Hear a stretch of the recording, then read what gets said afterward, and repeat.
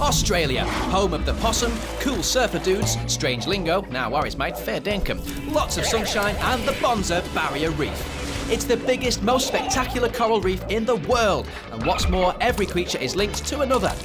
Just imagine one huge family tree dating back 18 million years. From the minuscule to the mammoth to the miraculous, they're all connected in Barney's Barrier Reef.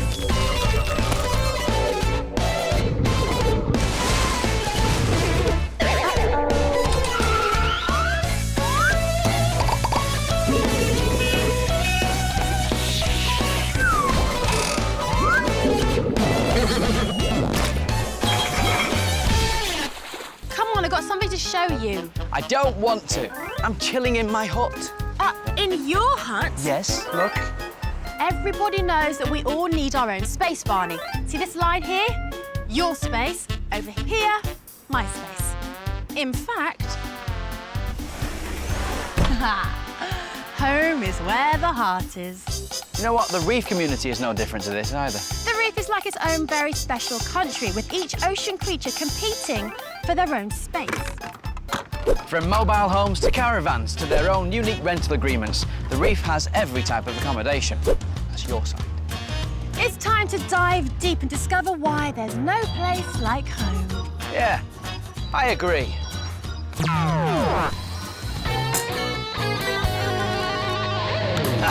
There we go. Home sweet home.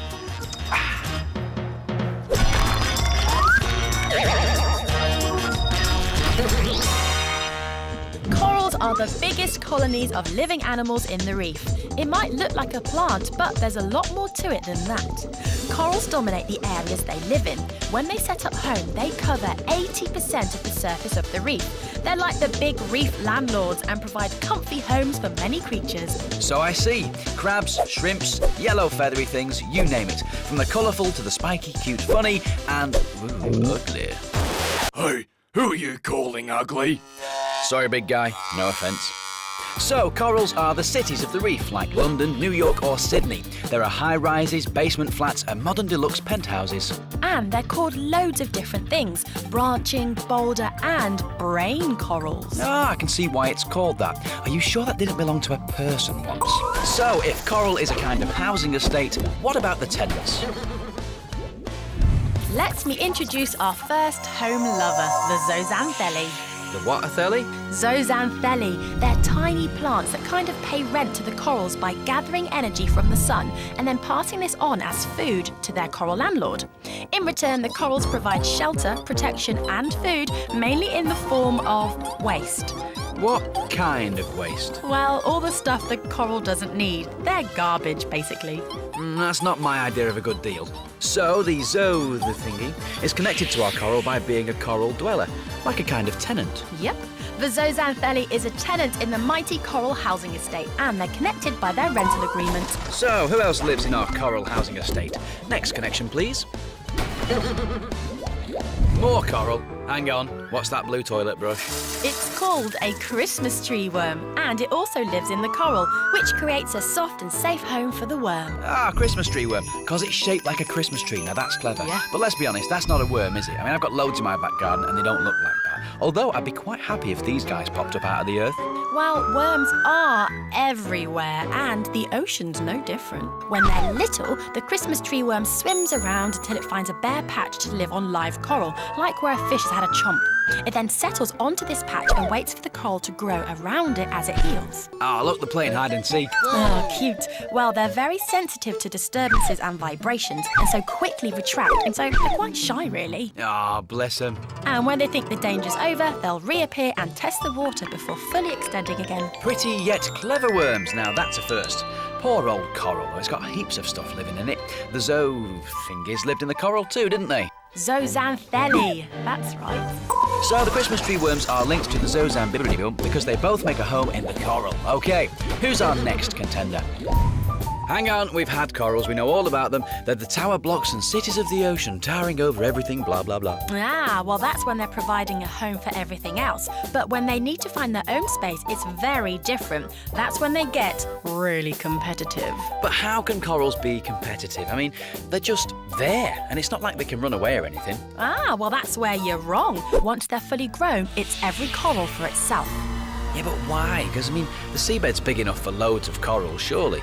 But like anybody looking for a home, they want the best spot, which in their case is the sunniest part away from the force of breaking waves. Some corals will simply try to compete with their neighbours by growing faster, higher or wider. Or if another coral is moving too close, they can send out stinging tentacles to try and fight it off. Alien vessel approaching. Is there anything in this reef that doesn't sting? Well, yeah, most animals really, but corals certainly can. Its other weapon of choice is to push its stomach on the outside of their mouth and digest the other coral. Alien vessel approaching. Okay, nope, that I wouldn't do, even for the sunniest house in Britain. But hang on a minute though. The sun in Oz is pretty deadly, right? Yes. So why don't they dry out? Oh, I'm glad you asked that question, Barney. They produce their own sunblock. Oh, cool. Coral sunblock. Now that's something I'd like to try. Probably not. It comes in the form of a sticky, smelly mucus. Ah, that's gross. I like it though. Although it is pretty amazing. No, that's the middle bit there. Just there. That's my side, your side. Very good. Now, it is pretty amazing that corals fight each other for a bit of space. It's a bit like the Christmas tree worm. Because they fight coral too for a bit of their turf. Now, that's my side just there. That's it. That's mine. That's yours. So, competitive corals are linked to our Christmas tree worm as they both survive by damaging coral. Oh, wow. Moving rocks. Oh, no, wait. Turtles. Why do they stick the necks out like that? It can't be comfortable. Are they stuck? Well, they're not like tortoises. They can't pull their heads back into their shells. They're really quite amazing. Did you know they can grow to over 160 kilograms? That's like the equivalent of, say, 40 cats. Imagine trying to pick up 40 cats, or one very big one. Wow. It's no wonder they can't move very fast. Why are they throwing sand everywhere? Are they having fun? Well, she is. That is a nesting female digging a hole for her eggs. Well, she's not getting very far. She's just flinging sand randomly in all directions. I know, it looks really chaotic, but she'll get there in the end and end up covered in sand. Oops. Oh, so what's she doing now? Well, she's laying her eggs into the ready-made chamber at the bottom of the pit. She's gathering sand using one flipper at a time, a bit like us using a cupped hand, and throwing the sand away from the chamber so it's ready for laying her eggs. Oh, it's like a pinball machine. Yeah, I know what you mean. She's made a safe home for her eggs. Now she starts to get paranoid. Like any mother, she wants to do the best for her kids. So no matter what movement or disturbances happen, like passing humans, she just carries on finishing the nest. Or flinging sand about in random directions. Yeah, they do go a bit wild. It's a bit crowded on that beach. Yep, there's about 20,000 turtles nesting. Hang on a minute, hold the phone. That's 20,000 turtles on an island the size of about 32 football pitches. That's mad. Yep, about 625 turtles per football pitch, all trying to find space for their babies. So no wonder they're competitive. Oh, now that is a cute baby turtle. I know! After 2 months, the babies dig their way out at night and then race down to the sea to avoid being eaten by predators, and then they're off. They're pretty independent. Hey, they move much quicker in the water, don't they? That's almost pacey for a turtle. I know, clumsy on land, graceful in water. So the connection here, I'm guessing, is competition. The corals were competing for a prime spot on the reef, and the mother turtles competing for the best little home for their eggs. Absolutely. Isn't it lovely how all these ocean creatures have their own special place on the reef? So, Barney, remind me, how did we get from the corals to the turtles again?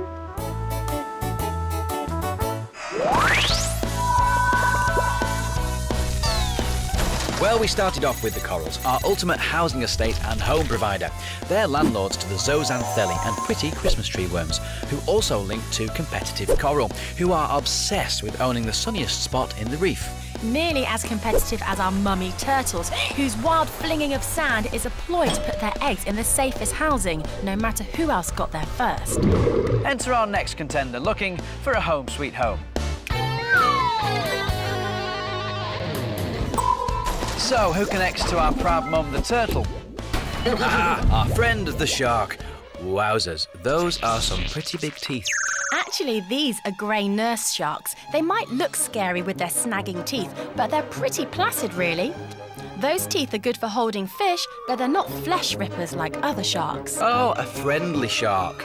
Yeah, that's a new one. Well, most are pretty harmless, to be honest. Yeah, not convinced just yet. Surely they don't have problems looking for a home. They're big. They look scary. Nope, they don't have problems finding a home to chill in, but for their babies, it's a whole different ballgame. This is the worst case of sibling rivalry you'll ever hear about. Uh-oh. Brace yourself. So, nurse shark eggs hatch inside the mother shark. Yeah, not shocked yet. When the pups are born, they're only about the size of a small sausage. Pups. Like puppies. Okay. Yeah, small but certainly not shy. These tiny baby sharks do the unimaginable. They start to eat each other. Whoa, hang on. What, they start to eat their own brothers and sisters? They must be hungry. Nope, it's not about their hunger. This is an example of sibling rivalry to the extreme. Again, it's all about them competing for space in their mum's belly because they're a metre long when they're actually born. A metre? That is a big baby. Well, that's the thing. Their mum is just over 2 metres herself, so it's like giving birth to something half her size. They fight to the death because they're basically securing their place in their first home. It's survival of the fittest, and out of about 80 eggs, only 2 are born. Respect to the sharks. Those are some big babies. So the mother turtle competes fiercely for a home for her eggs, and the grey nurse pups compete fiercely for their own space inside their mum. Right, so our grey nurse sharks are connected to our turtles by what else but competition? Step up our next contender, the hermit crab. Ah, I've heard of this guy. He carries his shell on his back, a bit like a portable home or something. Okay, next. As ever, it's not quite as simple as that, Barney. Of course not. Well, as you said, this crab is famous for nicking abandoned shells for its home. Yeah, I always thought that was a bit weird. It's like wearing someone else's pants. A little, I agree. And they'll go to any extreme. Sometimes, when there aren't enough shells available, they'll have to make do with whatever they can find. So hermit crabs have been found wearing bottle tops or even bits of pipe like this one. If he keeps this pipe as his home, he'll end up growing pipe-shaped. He'll have a pipe-shaped bottom. I bet the other crabs laugh at him. Or quite possibly, unless they're the ones wearing the bottle tops. So do they stay in the same shell or bottle top forever? Well, no. As they grow, they need bigger houses. A bit like us, really. I mean, you wouldn't want to stay in your Wendy house forever, would you? I'll have you know I've never stayed in a Wendy house. Although I do have a friend called Wendy and I stayed with her once. Well, you know what I mean. Anyway, this is when it gets really competitive. Good homes are not always available and the crabs really go to war when they need one. Ah, crab wars. Great. Like these two.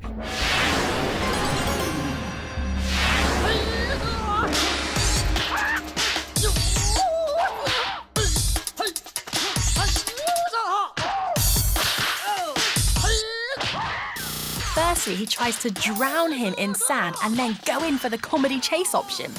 Their life depends on it. A hermit crab without a shell or a home of some kind is not going to survive very long in the ocean. So, as ever, it's one crab for itself. So crabs fight to the death to find new homes. I can sense a running theme here. Yep, you're right. The link is competition again for a decent home to survive. And both the grey nurse sharks and hermit crabs make sure they do survive, whatever it takes.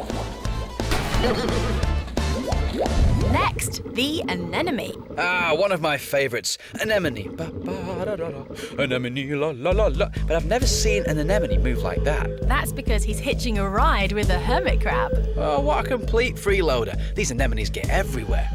They encourage the anemone because they know that anemones can sting and scare away predators that might want to eat him. Okay, but what does the sea anemone get out of this? Well, a free home for a start. A mobile home as well. And they're in a good position to gobble up loose particles of the crab's food. So it's another one of those I'll scratch your back and you scratch mine type of relationships. Except this one is sort of I'll hitch a ride on your back and gobble up your crumbs. And sting your enemies, so it works well. So the anemone must be connected to the hermit crab, which steals other animal shells to live in because they both have mobile homes. Correct. Enter our next entrant in our Home Sweet Home category. So, what's so special about this geezer? Well, apart from the fact that he's got a leopard skin top and domino bottom. Let me introduce Mr. Triggerfish. Wow, hey, he's got a big mouth. Hello. He's got rat-like sharp teeth and a spiny dorsal fin. The first spine is very long and then they go down in size. When the fish is in its home, the first of the spines is locked upright by the second and drops only when the second is pressed like a trigger. Ah, hence the name. Clever. They do this so they can lock themselves firmly in a mass of coral, and that will be their home for the night or until danger has passed. So they can choose to sleep anywhere and kind of lock themselves in using their spiny fin. Yeah, I guess they're like the hotel dwellers of the reef, staying wherever is convenient or safe for the night. Don't forget to lock yourself in nice and tight. Rightio. They're a bit like the anemone that live on the hermit crab because they can move house whenever they fancy it. Right, so triggerfish are linked to the anemones because they can change their home. Next. So, who's linked to our hotel guest, the triggerfish? Our friend, the parrotfish. Ah, yes, ordinary-looking fish with a mouth of steel. And let's not forget, a sand-blasted bottom. Trust you to remember they poo sand. Yes, the parrotfish spend the day in schools chomping algae off rocks, but at night they separate to search for somewhere to sleep. So where do they go? Under rocks and stuff? Well, yeah, in coral mainly, but like the triggerfish, they choose different places each night. But the difference with these guys is that they make their own sleeping bag or tent and kind of camp out for the night. Yeah, could you run that past me again? Let's start with the word how. Well, it's another fascinating use of mucus. Snot. Yes, they release lots of mucus and wrap it around themselves before they go to sleep. Okay, well this is an obvious question. Why? Well, it protects them from predators that hunt by smell, like sharks. So it's kind of a mixture of sleeping bag and armour. Another ingenious use of bodily excretions to create a bed for the night. A sleeping bag made out of snot. I love it. And it's not Oh dear. a quick process either. It takes half an hour to make the cocoon and almost as long to get out. And they eat their way out.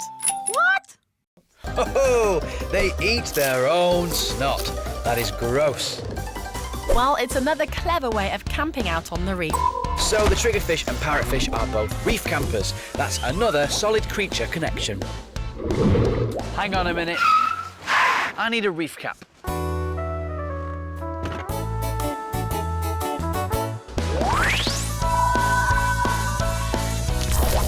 So our competitive mother turtles connected us to the grey nurse shark pups who eat each other to make more space. That is so gross. Competition also links us to our hermit crabs. These guys argue over who has to have the biggest shell. Thank you.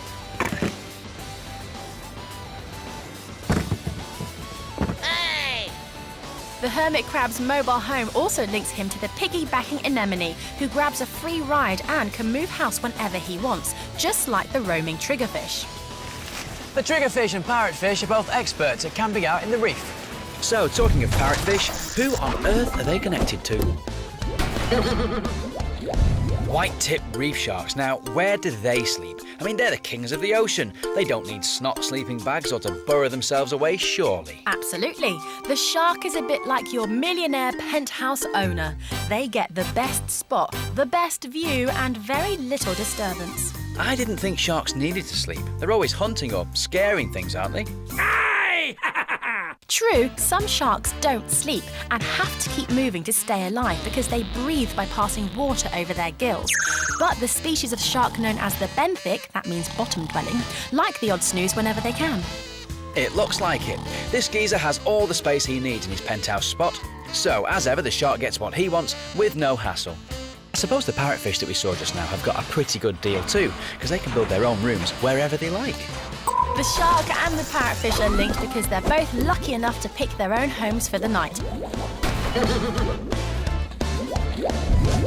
The rock-moving wrasse. Ah, there's a clue in that title. Meet the rocking wrasse, as I like to call them. Yeah, it just looks like another fish to me. Barney, there's no such thing in the reef as just another fish. Now, these guys are really cool. Yeah, because they move rocks. And they do more than that. These fish can be seen moving boulders much bigger than themselves.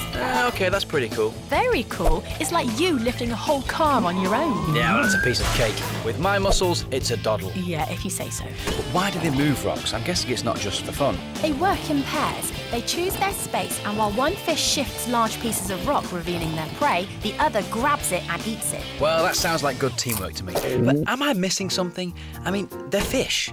How do they pick rocks up? Well, they pull it with their mouths and they push with their snouts. Well, that is pretty impressive, especially if they're moving something twice their body weight. They must have strong mouths. And they can continue to build new homes for themselves every night by collecting bits of rubble off the sea floor. So they construct themselves a mound to stay in for the night and then move on. So it's like having a new hotel room every night. Well, how extravagant. Yep, they're great landscapers. They can rearrange any area to suit them, thanks to their strong teeth and flexible frames. So our rock-moving wrasse pick their homes wherever they please, just like our penthouse suite sharks, except the wrasse works a lot harder for it. Next, the soldier crab. Is it me, or are crabs just quite comical? I mean, they walk sideways, but really quickly. There's loads of them all running together. Well, that's how they get their name, the soldier crab. They come out at low tide and sort of troop about. Yeah, why so many? Well, they're kind of like ants in a way. They come out in their thousands and then all start digging their homes in the sand. Ah, is that what those squiggly bits are? Yeah, they dig in a corkscrew pattern so you can see quite clearly where their homes are, but they're quite safe in their little burrows. So, let me guess, they link back to the rock-moving wrasse because they're also workmen. The wrasse constructing their homes and the soldier crabs dig theirs. Spot on. Another ocean digger, the soldier crab, is linked to our rock-moving wrasse by digging. So let's see if you can guess our next homely creature. Okay, what's going on here? Is this another obsessively clean shrimp? He is a bit obsessive, but he's doing it for a reason. Is it because those yellow fish are clearly just lazy? No, this is another classic symbiotic relationship. Ah, yes, when creatures hook up together to help each other out. Exactly. These fish are gobies, and unlikely though it seems, they're all flatmates. Ah, it's the ocean's version of Friends. Wow, wow, wow, wow, wow. Kind of, but they're not just hanging around drinking cappuccinos. The shrimp makes a burrow in the sand where they all live, and the gobies kind of keep watch. In fact, the goby is sometimes nicknamed the watchman goby. Stay away from my shrimp friend. Does he ever take a tea break? Seems to me like he gets the raw end of the deal. Maybe. They keep in touch through the shrimp's antennae and the goby flicking its tail when it's alarmed. This shrimp hasn't got very good eyesight, but if he feels the goby's flick, he's straight in that burrow, followed quickly by the goby. At night time, the shrimp will collapse the entrance once all the flatmates are inside for protection, but then he'll have to start his digging all over again to get them out. Yeah, remind me not to come back as a shrimp. Far too much like hard work. Yeah, I think the shrimp can be awarded the ocean's most house-proud award. Yeah, I wouldn't want to be his flatmate, though. He'd be nagging me to put away my pants. And that's a bad thing? He's even more neat and tidy than the soldier crab with his squiggly, muddy burrow. Why are we looking at a load of swaying grass? Let's go a little closer. Oh, wow, look! The grass is alive! These are the garden eels, one of the weirdest sights in the ocean. They live in communities up to several hundred of them. Is there a reason why they're dancing? They're busting some pretty good moves, actually. And the body popping. Go on! They're eating plankton, although they do look like they're all swaying to the same music. Yeah, it's a bit like they're all at one of those silent discos or something. Yeah, they dig their burrow with their tails and then they just kind of stay there. What, forever? No, the big eyes they have work quite well because when they see a predator, they can just pop down into their burrows. They look out for each other too, like a real community should. If one eel hasn't seen the danger approaching, they rely on the other eels moving to tell them all about it. Ah, pretty handy. So they're kind of like a neighbourhood watch scheme. It's nice to see some animals looking out for one another for a change. They're almost as friendly as our shrimp and goby, which live in the same burrow. So they're linked to our goby and shrimp because they watch each other's backs. Next.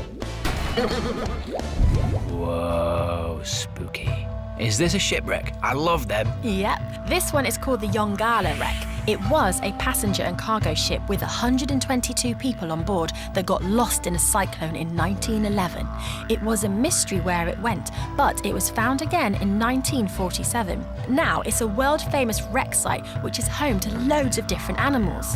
Oh, wow, look, you can see the portholes there. Oh, that's the stern. Oh, and the rudder. Ooh, it's so eerie. Hey, do you reckon that's the mast? Yeah, and wouldn't that be the cabins? Or the cargo holds? Ooh, look, there's an electric fan. Oh, and the toilets. How old is that poo? Yep, the ocean creatures love to have a new home to play with. A shipwreck is just one example of what is technically known as an artificial reef. I bet the fish like it. A wreck like this must be like exploring a new playground. Some of these false reefs give homes to a real variety of different animals. There's a manta ray, swimming alongside a school of trevally, and the odd nosy diver. So wrecks are kind of like a ready-made home, and there's a space for everyone. It's a real community all bundled into a small space, just like our sociable garden eels. Right, so garden eels live in communities and shipwrecks create communities. That's the connection. Trees in the reef? These are mangroves. They're kind of small forests along the coastline and on islands in the Barrier Reef. They help hold the earth together and stop dirt spilling into the ocean. So they're useful, but there's not much happening. It's very calm and peaceful. Aha, but that's the whole point, my dear Gemma. Uh-oh, why do I have the feeling you're about to go all scientific on me? And now for the science. Mangroves, like corals, make up a living community where all sorts of animals choose to live together on a temporary or long-term basis. Crabs, jellyfish, lobsters, fish, reptiles and birds. Really, Dr. Barnacles, it sounds like the reef's getting a bit full. Is it like living on the outskirts of a big city? Well, kind of, but the mangrove is essentially a nursery for many reef babies. Well, I'm surprised it's so peaceful then if it's full of babies. Ha! Baby reef creatures tend to either stick together or keep quiet, as they know there's a big chance they might get eaten. But in here, they're much safer. So the link between wrecks and mangroves must be community, but in this case, it's a special one for babies.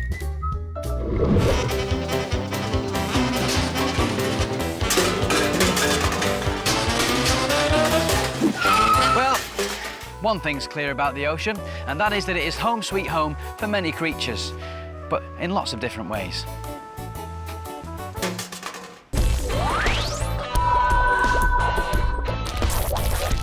From our coral landlords who safely house the zooxanthellae and Christmas tree worms, who also fight amongst themselves for the best patch of sunlit ocean. To our ultra-competitive contenders, our egg-burrowing mother turtle and the rather large shark pups competing to the death inside their mum. Not forgetting the hermit crabs who fight for the coolest shell in the ocean.